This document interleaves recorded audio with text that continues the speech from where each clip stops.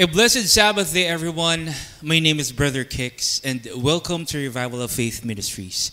Thank you for being here. Thank you for joining our Sabbath celebration, and we are so blessed to see all of you today. Everyone say hallelujah. Friends, we are celebrating the first Sabbath of October, and we have a very significant, a very timely topic today. Especially since we are celebrating Yahweh's holy days and feast days this month. Kaya mahalaga po na ito ay mapag-usapan natin dahil ito po ay mahalagang bahagi ng ating pagsunod sa ating Amang Yahweh na dapat nating tuparin at gampanan, lalo na bilang isang pamilya.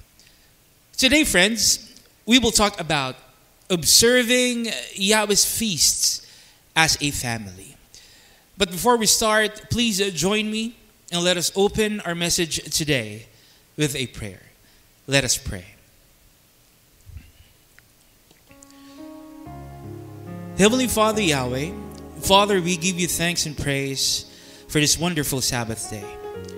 Thank you for this day that you have made for us and for allowing us to be here to honor you with our celebration. We ask you, Father Yahweh, to guide us as we receive your word and your truth today. Fill us up with knowledge, with wisdom.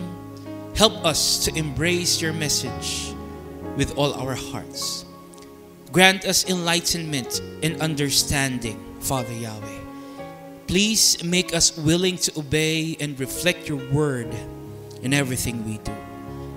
Let your Holy Spirit speak through me. Help me, Father Yahweh, to convey your message to your people according to your will and according to your purpose. Once again, thank you so much, Father Yahweh, and we give you back all the glory and praise. All this we ask in the name of your Son, our Savior, Yahshua Messiah. Hallelujah. Hallelujah.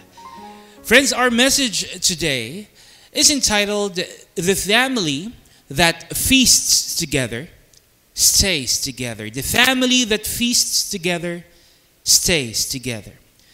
Friends, today we will talk about two of Abba Yahweh's significant blessings to His people. Today we will discuss family and Yahweh's appointed feasts. Pag-uusapan po natin sa araw na ito ang tungkol sa pamilya at ang tungkol sa mga kapistahan ng ating Amang Yahweh. We will talk about their significance. We will talk about their crucial roles in our lives as followers and believers. Tatalakayin po natin ang kahalagahan ng pamilya at ang kahalagahan ng mga kapistahan ng ating Amang Yahweh sa ating buhay, lalo na po bilang mga mananampalataya. Well, like we always say, Abba Yahweh gave us the gift of family. Abba Yahweh gave us the gift or the blessing of family. Ang pamilya po ay isang pagpapala na kaloob sa atin ng ating Amang Yahweh. He designed and established family specifically for our good, to benefit us. When Abba Yahweh created us, He made us part of a family, which is our primary unit. If you remember, mga kapatid, mga kaibigan, Yahweh said that it is not good for man to be alone. It is not good for man to be alone. Kaya nung tayo po ay kanyang nilikha, nung tayo po ay binigyang buhay ng ating Amang Yahweh, ginawa niya tayong bahagi ng isang pamilya. Yahweh made us part of a family. That is why family is one of Yahweh's most brilliant, most amazing creations. Hallelujah. It is a masterpiece of Abba Yahweh, which is also an essential part of Yahweh's plan for us. You see, friends, Abba Yahweh intentionally designed the concept, the structure of family to serve and uphold His purpose for us. Nilikha po ng ating Amang Yahweh ang pamilya ayon sa kanyang layunin para sa atin. That is why we can read from Scripture that family is very close to Abba Yahweh. Family is precious to Abba Yahweh. mahalaga ang pamilya para sa ating Amang Yahweh. Because family is a holy institution with a divine significance that is crucial to Abba Yahweh's plan for His people. Ibig sabihin, mahalaga po ang pamilya para sa katuparan ng plano at layunin ng ating Amang Yahweh para sa atin. You see, from the time Abba Yahweh established the family of Adam and Eve, up to the family of Noah, the family of Abraham, the family of Jacob, and many others. Friends, we can see that Yahweh uses family to enact His will and plan. Makikita po natin na ang pamilya ay isang mahalagang instrumento ng ating Amang Yahweh para sa katuparan ng kanyang plano at layunin. Kaya naman po mga kapatid, kahit ang ating Messiah Yeshua mismo, siya po ay ipinadala ng ating Amang Yahweh dito sa mundo sa pamamagitan din ng pamilya. To fulfill Yahweh's divine plan to save us from our sins, Abba Yahweh sent His only begotten Son into this world through a family. Ang ating Messiah Yeshua po mismo ay naging bahagi ng isang pamilya para sa katuparan ng plano at layunin ng ating Amang Yahweh. And Yeshua was born in a typical family setting.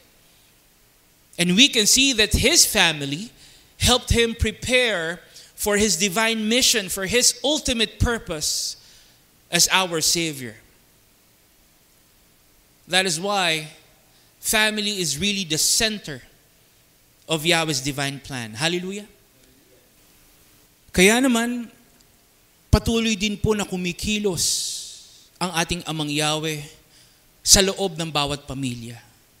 Patuloy na kumikilos ang ating Amang Yahweh para sa kabutihan, para sa ikabubuti ng bawat pamilya. Dahil patuloy pong ginagamit ng ating Amang Yahweh ang pamilya para sa kanyang plano at layunin para sa atin. Hallelujah. And the truth is, Abba Yahweh is constantly using family to bless us. Remember this. Abba Yahweh is constantly using family to bless us, to guide us, to make us feel and experience His love and goodness to us. Ginagamit ng ating Amang Yahweh yung bawat pamilya bilang daluyan ng kanyang mga pagpapala at para ipakita, iparamdam sa atin yung kanyang kabutihan at pagmamahal. Now, one of the most important aspects of family is obedience. One of the most important aspects of family is obedience. Obedience po saan? Obedience within the family, but most especially obedience to Yahweh as a family. Yung pagsunod natin sa ating Amang Yahweh bilang isang pamilya. You see, obedience is a foundational aspect of a strong and spiritually healthy family. Obedience is a foundational aspect of a strong and spiritually healthy family. Friends, obedience to Abba Yahweh is proof that our family is aligned with His will and purpose. Obedience to Yahweh as a family is proof that we experience His presence in our family. Hallelujah. Obedience to Abba Yahweh is proof that we grow in faith together as a family. Bilang isang pamilya, ito po ay nangangahulugan na tayo ay mula sa ating Amang Yahweh. That is why it says in Deuteronomy 6 verse 1 to 2, these are the commands, decrees, and regulations that Yahweh your Elohim commanded me to teach you. You must obey them in the land you are about to enter and occupy, and you and your children and grandchildren must fear Yahweh your Elohim as long as you live. If you obey all His decrees and commands, you will enjoy a long life. Everyone say hallelujah. Ano po ang sinabi, mga kapatid, mga kaibigan? You, your children, your grandchildren must fear and obey Yahweh your Elohim as long as you live. Ibig sabihin, mga kapatid, mga kaibigan, ito po ay paalala na bilang isang pamilya, tayo po'y inatasan na sumunod sa ating Amang Yahweh. Not just as individuals, but as a family. We are commanded to obey Abba Yahweh as a family. And the great thing is, friends, Yahweh's laws and commands were revealed to us. His laws and commands were given to us because Yahweh wants His people to benefit from it. Ibinigay sa atin ng ating Amang Yahweh yung kanyang mga tuntunin at kautusan dahil ito po ay makakabuti sa atin. Hindi lang po niya tayo basta pinasusunod sa kanyang mga tuntunin at kautusan. Abba Yahweh wants us to benefit from His laws and commands. Because obedience to Yahweh's commands brings blessings. Hallelujah. Obedience to Yahweh's commands brings blessings. Ano po ang sabi sa Deuteronomy 28, verse 2? Obey Yahweh your Elohim, and all these blessings will be yours. Ano po ang sabi? Obey Yahweh, and you will be blessed. That's why Yahweh gave us His laws and commands. That is why Yahweh wants our complete and absolute obedience. Dahil ang pagsunod daw po sa mga katuntunin, sa mga kautusan ng ating Amang Yahweh ay may dulot na pagpapala. And Abba Yahweh wants to bless us through our obedience to Him. Now, as a family, one of Yahweh's commands that we must carefully obey is to keep and observe His appointed feast days. Let me repeat that, and I want you to remember this, mga kapatid, mga kaibigan, especially as a family. All right?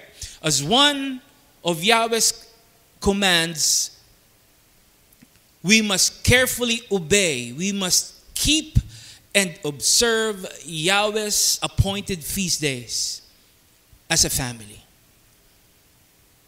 Ang pagsunod at pagtupad sa mga itinakdang kapistahan ng ating Amang Yahweh.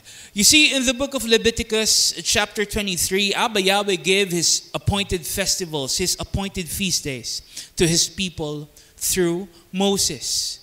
Sa pamamagitan po ni Moses, ipinaalam at ibinigay ng ating Amang Yahweh sa mga Israelita ang kanyang mga itinakdang kapistahan. It says in Leviticus 23, verse 1-2, Yahweh spoke to Moses, saying, "Speak to the people of Israel and say to them, these are the appointed feasts of Yahweh that you shall proclaim as holy convocations. They are my appointed feasts." And Abba Yahweh didn't just inform His people about His feasts so they would know. Tama po ba? Hindi lang po ito basta ipinaalam ng ating Amang Yahweh sa mga Israelita. Yahweh told His people about His appointed feasts because Yahweh intended for them to keep and observe these holy days. Hallelujah! Ang gusto ng ating Amang Yahweh, kaya po niya ipinaalam sa kanyang sambayanan ang tungkol sa kanyang mga kapistahan dahil ang gusto ng ating Amang Yahweh ipagdiwang nila, tuparin nila ang kanyang mga itinakdang kapistahan. In fact, Abba Yahweh even said that this command about His appointed feast days is a lasting ordinance. Abba Yahweh specifically said that this important command about His feast days is a lasting ordinance. Ano po ang ibig sabihin nito, mga kapatid? It means they must perpetually observe and celebrate Yahweh's appointed feasts from generation to generation. It means they are to commemorate these very special holy days for all time to come. Ibig sabihin po, ang pagtupad at pagdiriwang ng mga kapistahan ng ating Amang Yahweh ay dapat gawin habang panahon. Kaya naman po, mga kapatid, mga kaibigan, mababasa natin na ito ay ilang ulit na pinaalala ng ating Amang Yahweh. Ito po ay ilang beses sinabi ng ating Amang Yahweh. In fact, Yahweh even gave us precise and specific instructions on how we should celebrate His appointed feasts. Tama po ba? Sinabi ng ating Amang Yahweh kung saan, kung kailan, at kung ano ang dapat nating gawin so we can properly observe His appointed feast days. Yahweh said that we are to rest during feast days. Abba Yahweh wants us to be free from our everyday work and hold sacred gatherings and holy convocations during His feast days. Basically, as we celebrate His holy days, Yahweh wants us to focus on Him. Remember that. Abba Yahweh wants us to focus on Him. Because celebrating Yahweh's appointed feast days is intended to give honor and worship to Abba Yahweh. Tandaan po natin ito.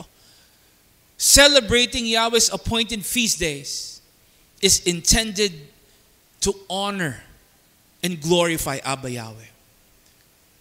So we get to honor Him, we get to glorify Him through our celebration. You see, friends, these sacred feasts, these sacred festivals serve as dedicated times for Yahweh's people to come together. Kasama po tayo doon. Tama po ba?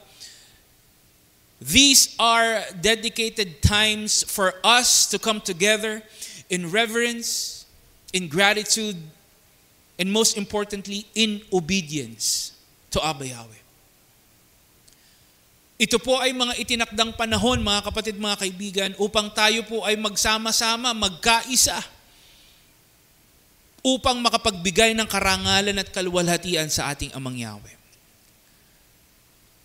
That is why, as followers and believers, we must be very careful to keep and observe Yahweh's feasts.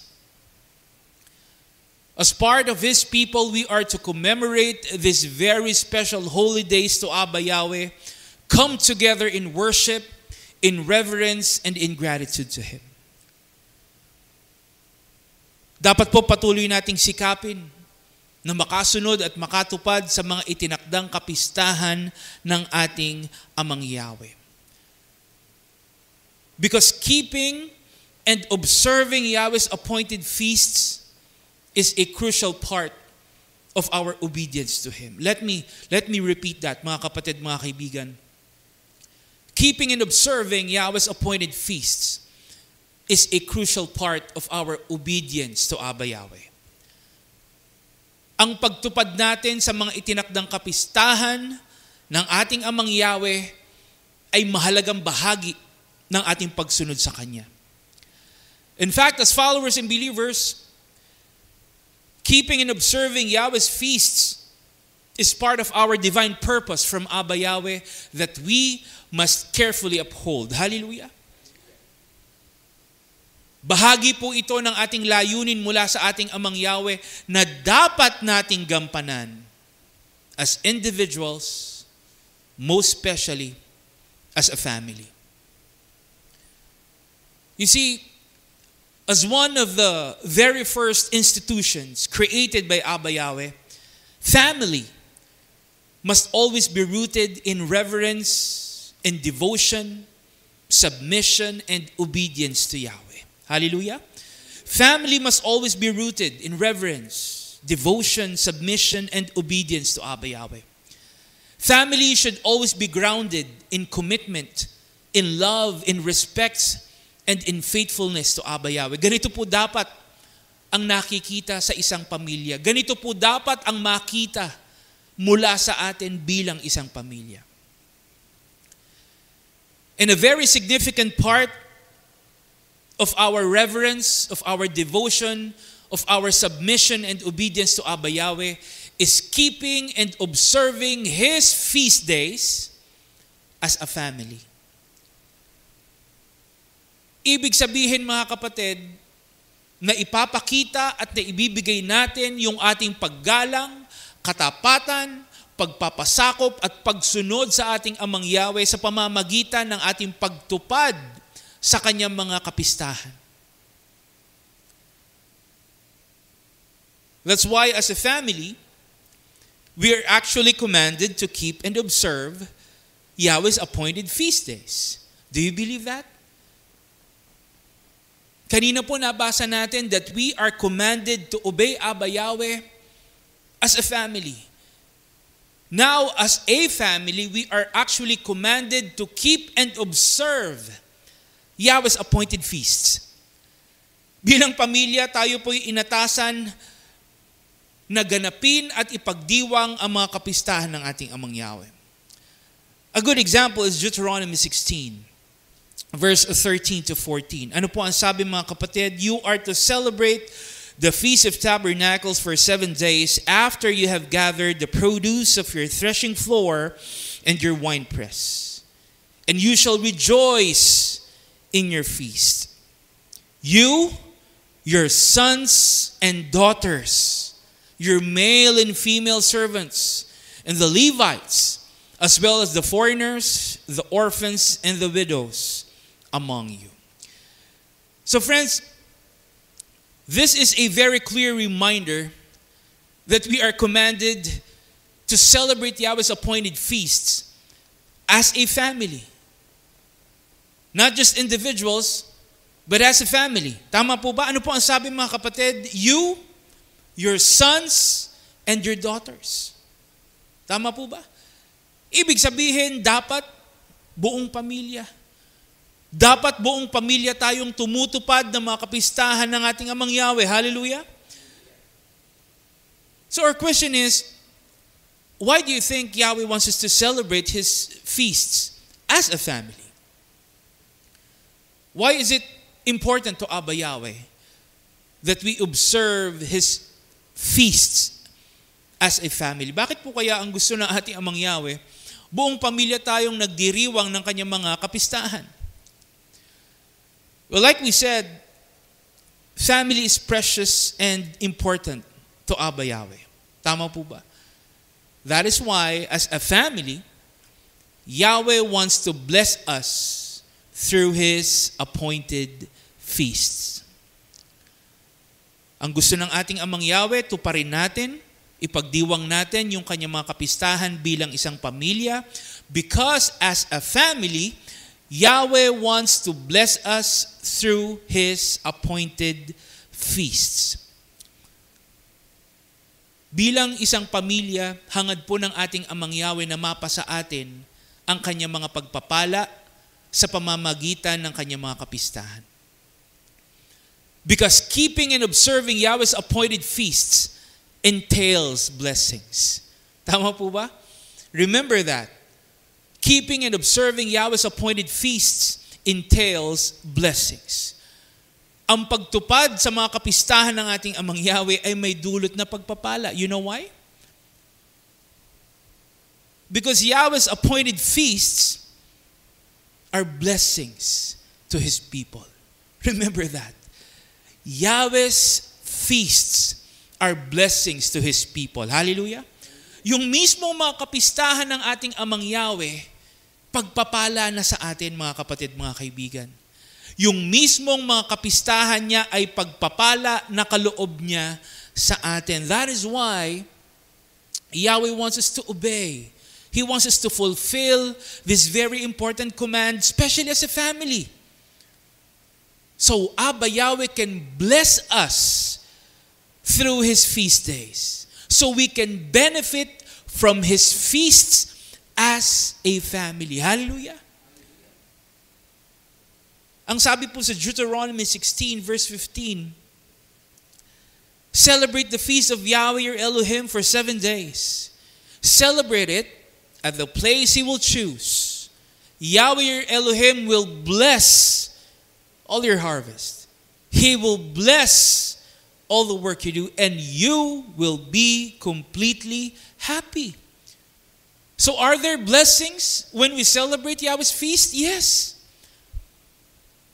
May binanggit po bang pagpapala mula sa ating Amang Yahweh? Yes.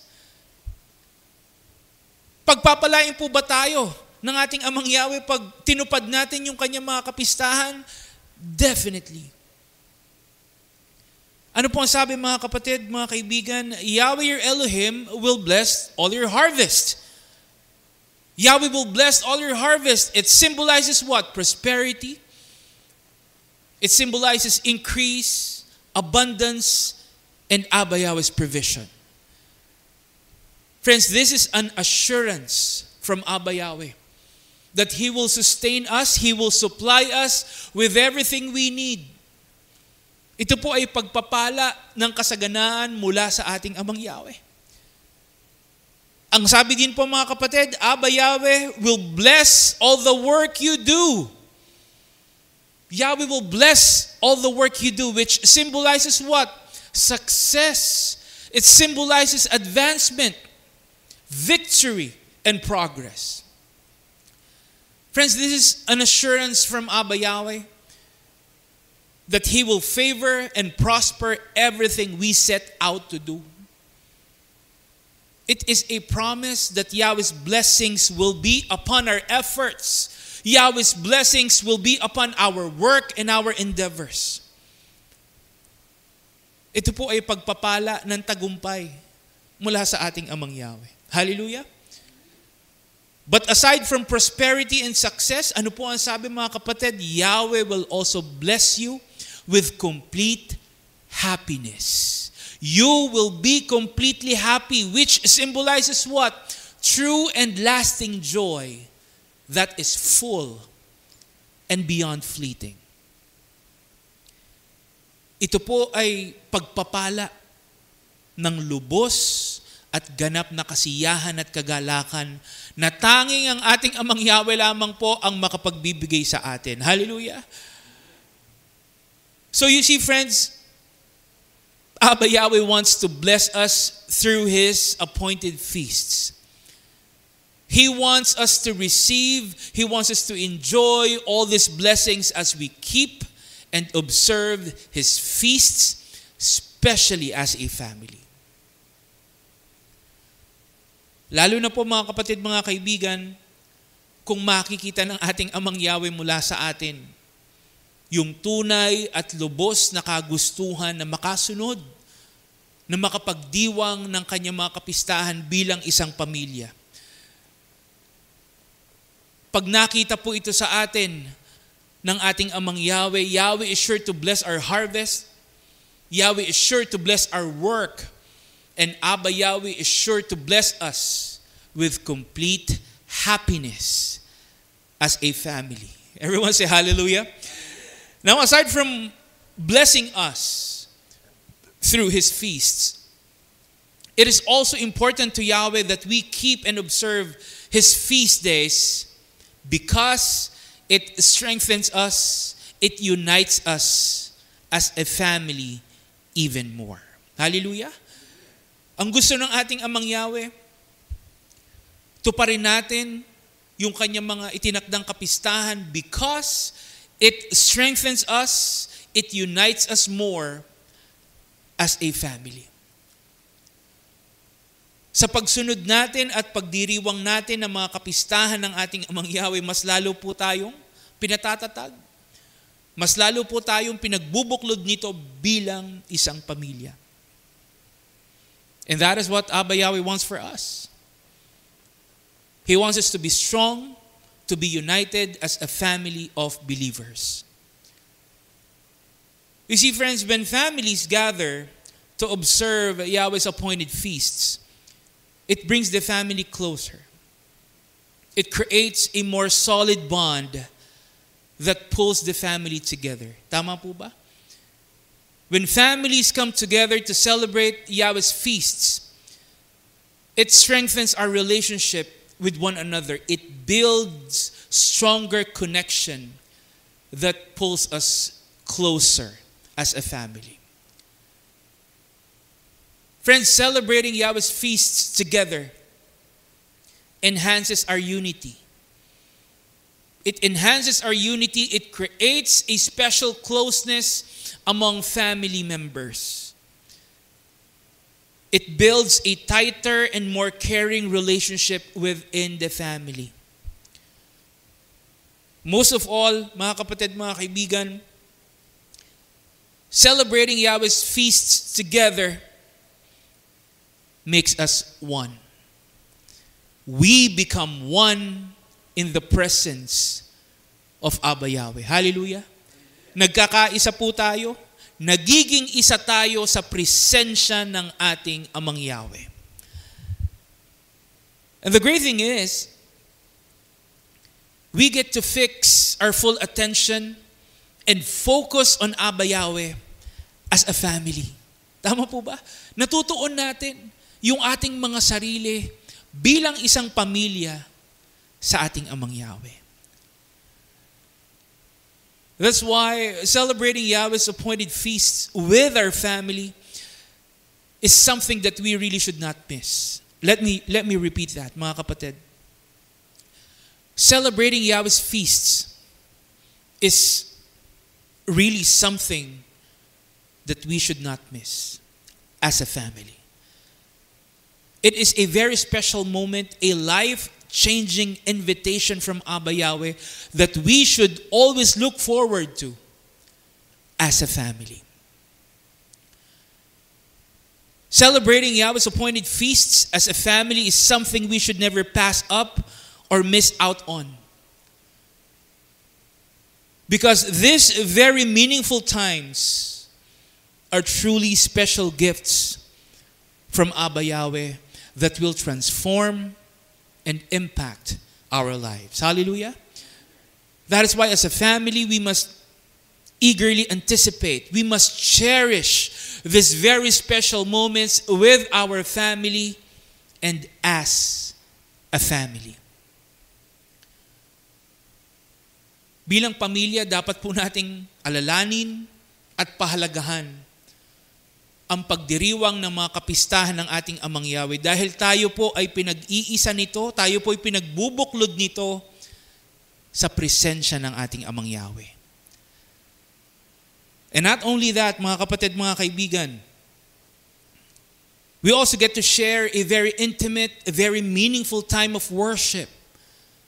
An intimate and meaningful time of devotion and fellowship with our family. We get to spend a very special time of gratitude, appreciation, and togetherness with each other. Again, in the presence of Abba Yahweh. Hallelujah. Kaya talagang napakaganda po, mga kapatid, na tayo ay nagsasama-sama. Napakaganda na tayo nagkakaisa bilang pamilya sa pagtupad ng mga kapistahan ng ating Amang Yahweh. And the great thing is, these special times help us to feel closer, to feel more connected to each other, but most especially to Abba Yahweh. Bilang isang pamilya, mga kapatid, mas lalo tayong nalalapit sa isa't isa. Higit sa lahat, mas lalo po tayong nalalapit sa ating Amang Yahweh. And you know what, friends? The great thing is, if we do this, we get to build each other up.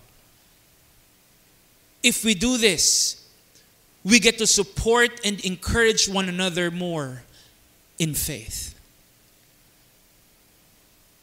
Sa ating pong pagsasama, sa ating pag-iisa, sa pagtupad ng mga kapistahan ng ating Amang Yahweh, mas lalo nating natutulungan na lumakas at tumatag ang pananampalataya ng bawat isa. Hallelujah! Ano po ang sabi sa 1 Thessalonians 5, verse 11?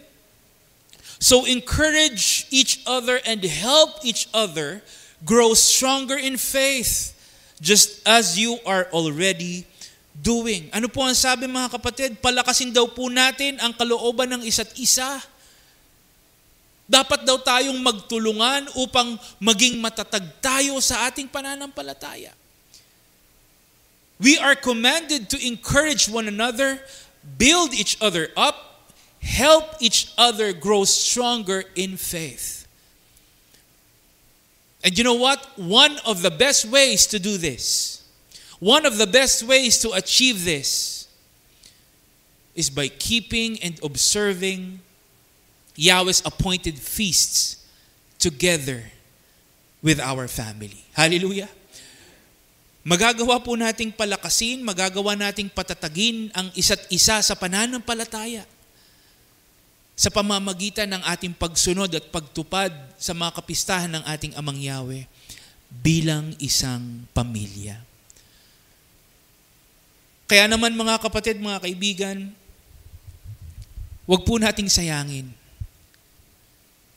Huwag po nating hayaang lumipas yung mga pagkakataon na ibinibigay sa atin ng ating Amang Yahweh na makapagdiwang ng kanyang kapistahan.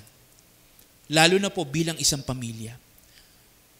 Huwag po nating hayaan na masayang yung mga pagpapala na dulot ng mga kapistahan ng ating Amang Yahweh para sa ating pamilya. Friends, let us not waste the opportunity to celebrate Yahweh's feast together with our family. Let us not miss out on all the incredible blessings that come with celebrating Yahweh's feasts.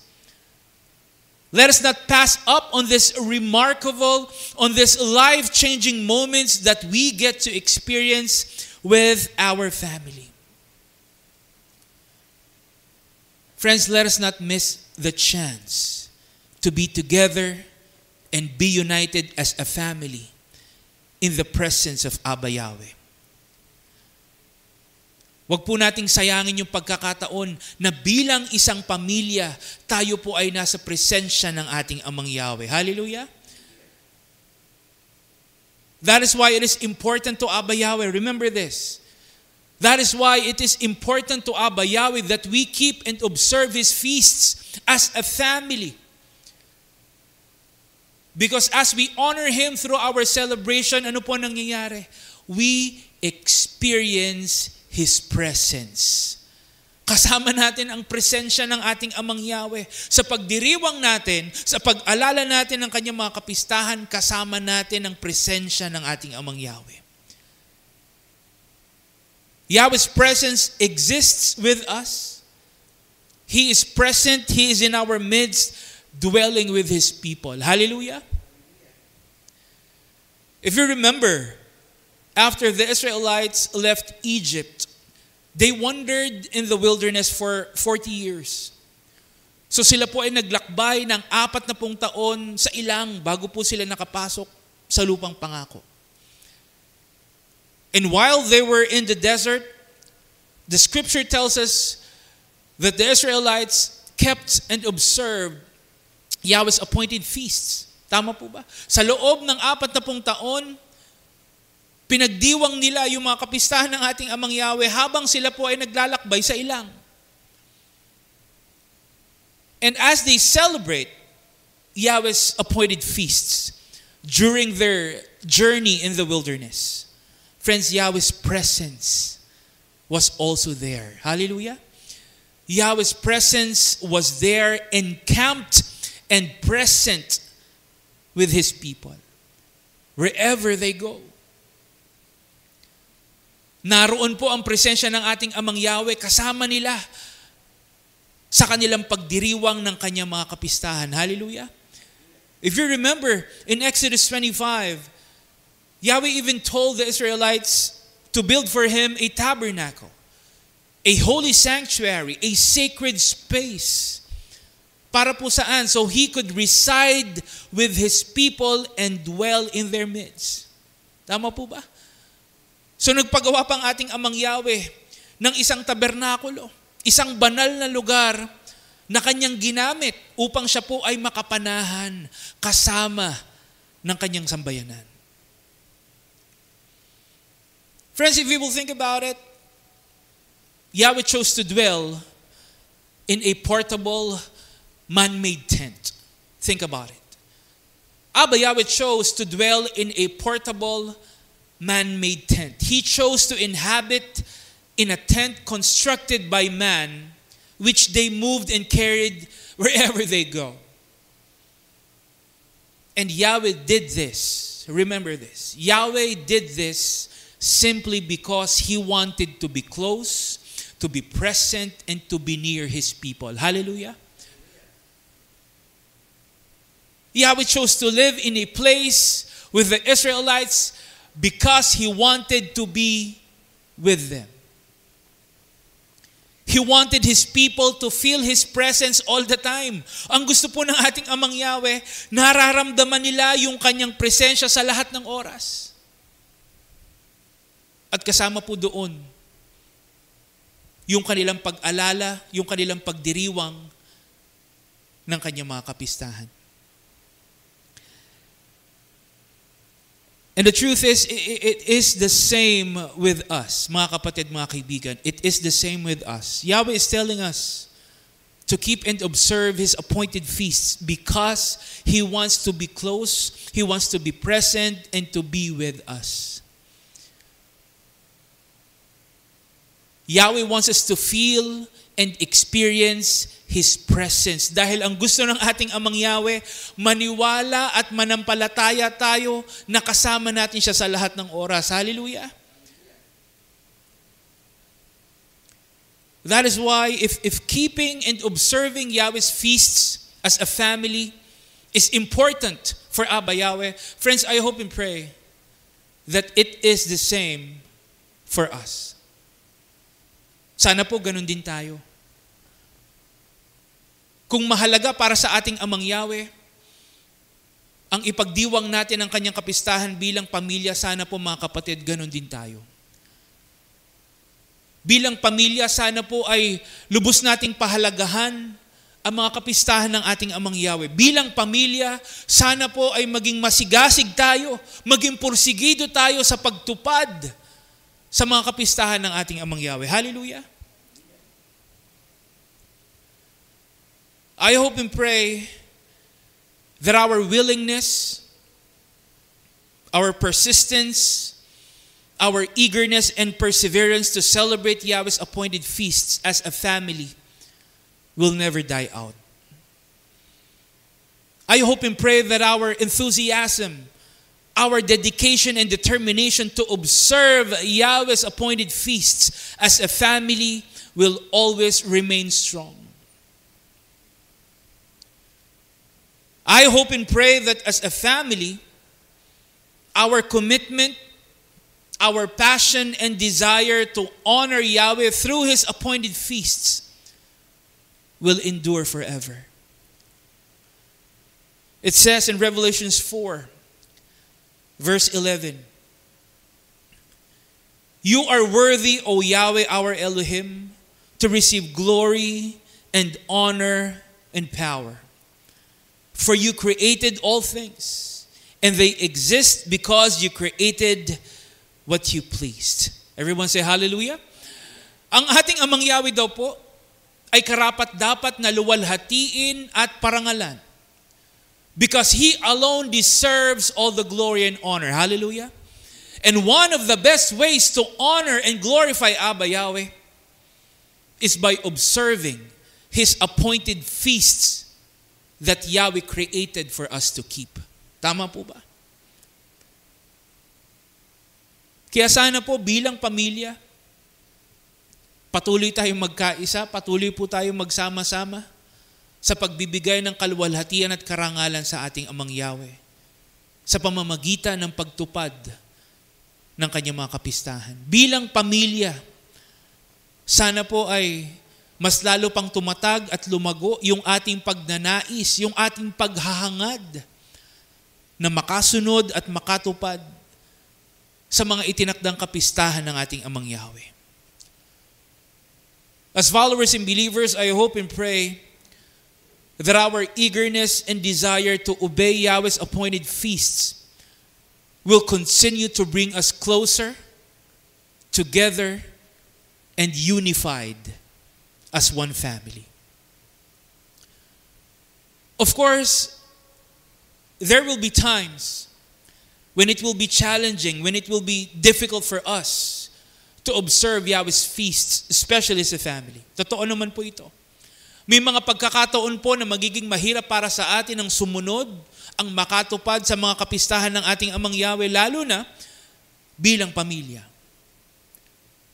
The truth is, there are times when our situation and the circumstances that we are in, particularly as a family, will compromise our obedience to Yahweh's feasts. May mga pagkakataon po na yung sitwasyon natin, yung mga nangyayari sa buhay natin, ang pipigil sa atin na makasunod at makatupad sa mga kapistahan ng ating Amang Yahweh. And most of the time, we hear people say, I'm busy. I have important things to do. I can't leave work. I can't skip school. I'm not financially prepared, or me and my family are not okay. Ito po kadalasan yung mga dahilan nila kung bakit hindi nasusunod, hindi natutupad yung mga kapistahan ng ating Amang Yahweh. Ito po kadalasan yung mga dahilan kung bakit hindi nagkakasama-sama, hindi nagkakaisa yung pamilya tuwing kapistahan ng ating Amang Yahweh. But the sad truth is, this kind of reasoning is compromising our obedience to Yahweh's feasts. Think about it. This kind of reasoning compromises our obedience to Yahweh's feasts. This kind of mentality is making us think that keeping Yahweh's feasts is not important. This kind of mindset is making us believe that it's okay to miss out on Yahweh's feasts. This way of thinking will tell you, kesa mahirapan ka pa, huwag ka na lang dumalo sa mga kapistahan na yan. Tama po ba? Friends, like we said, there will be times when keeping and observing Yahweh's feasts will be challenging and difficult for us, especially as a family. But the thing is, experiencing challenges and difficulties does not exempt us from obeying Yahweh's feasts. Tama po ba?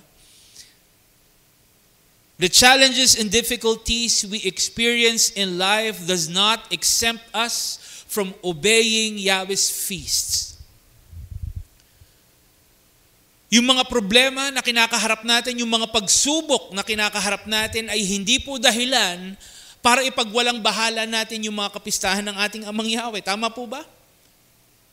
Sa halip, mas lalo po dapat tayong maging masigasig. Dapat tayong mas lalong maging porsigido sa pagtupad sa mga kapistahan ng ating Amang Yahweh. Remember, friends, Yahweh's feasts are crucial to our obedience to Abba Yahweh.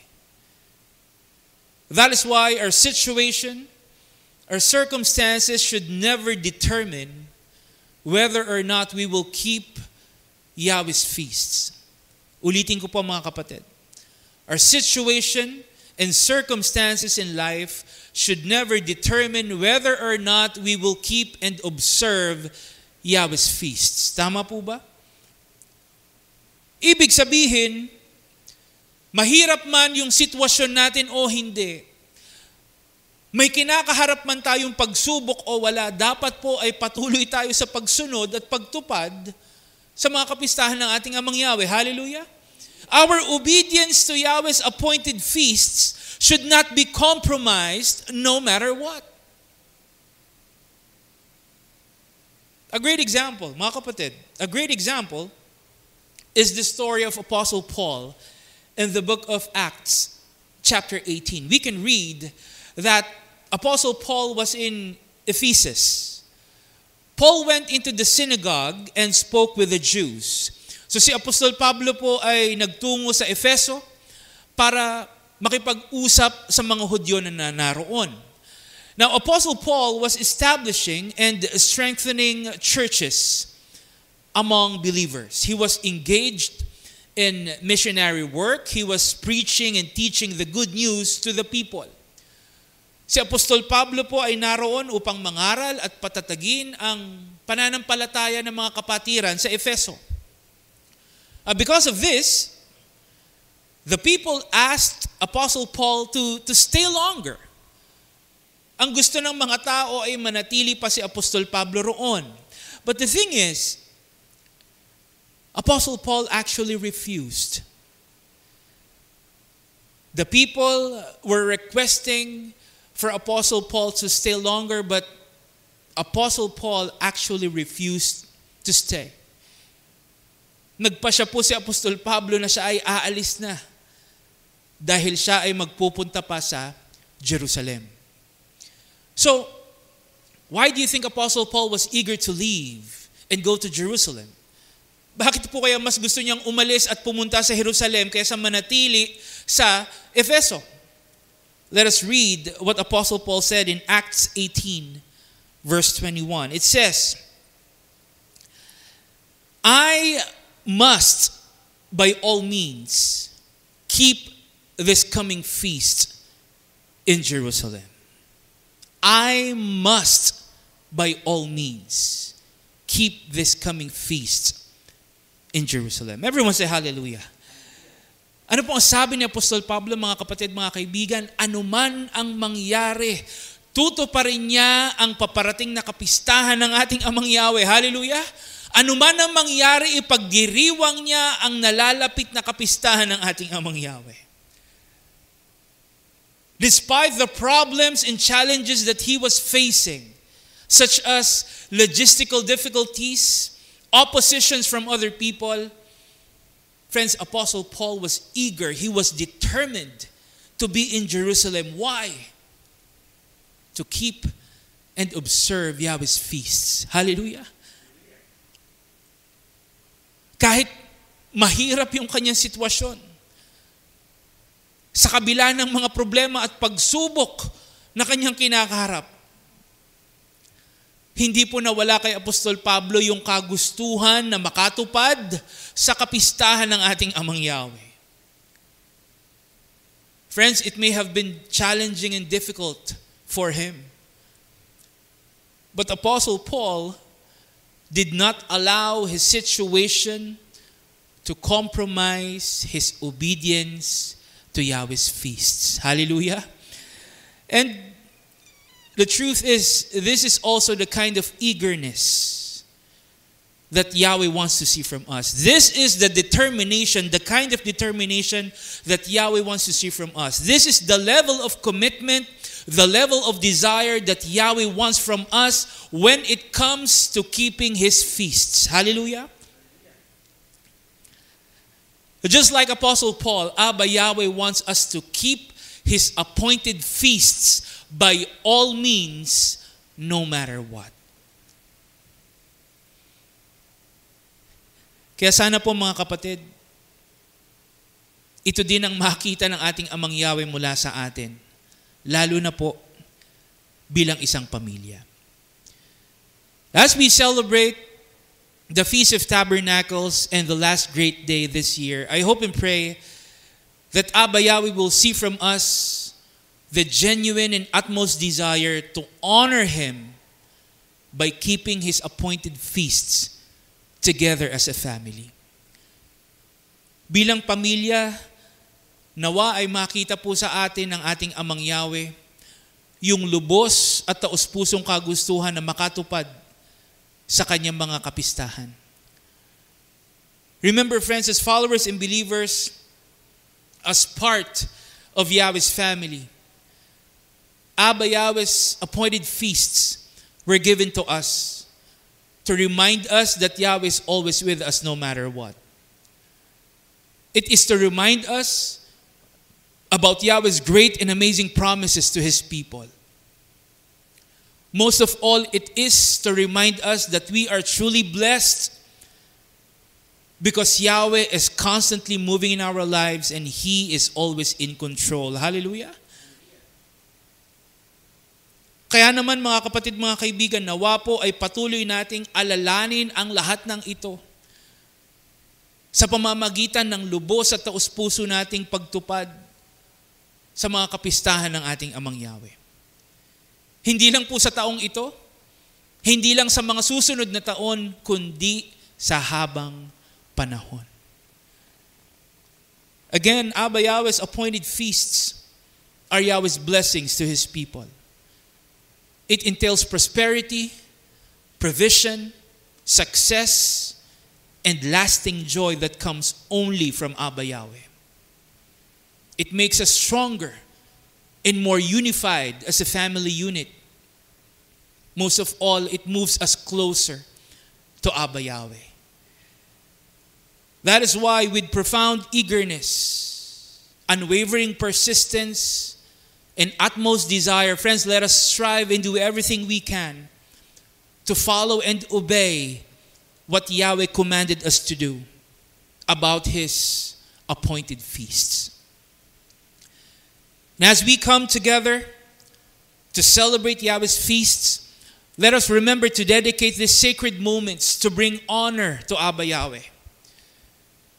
May our celebration be filled with joy, gratitude, and unity as we reflect on Yahweh's unfailing love for us.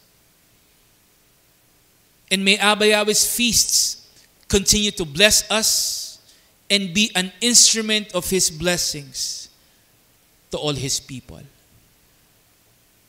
Nawa, ang gagawin po natin pagsunod at pagtupad sa mga kapistahan ng ating Amang Yahweh ay maging daan upang lalo tayo magkaisa bilang isang pamilya.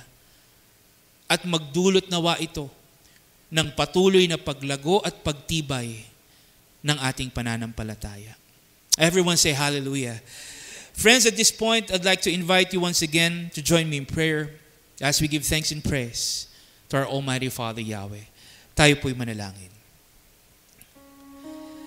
Heavenly Father Yahweh, we thank and praise you once again for this amazing Sabbath day.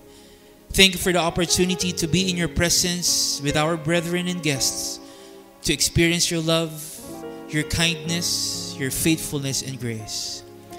Thank you, Father Yahweh, for the blessing of your word. Thank you for your message that we have received today. And with grateful hearts, we thank you, Father Yahweh, for the blessing of your appointed feasts. May your powerful and living word grant us the eagerness, willingness, and desire to always keep and observe your appointed feast days as you commanded us to do. Always remind us, Father Yahweh, about the significance of observing your feasts in our lives, especially as a family.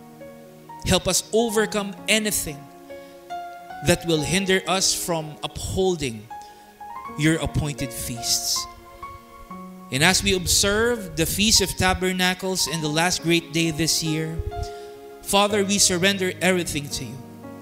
We lift to you our celebrations. We entrust to you all that we will do and everyone that will celebrate with us. May these celebrations be honoring and glorifying to you. Once again, thank you so much, Father Yahweh. We give you back all the glory and praise. All this we ask in the name of your Son, our Savior, Yahshua Messiah.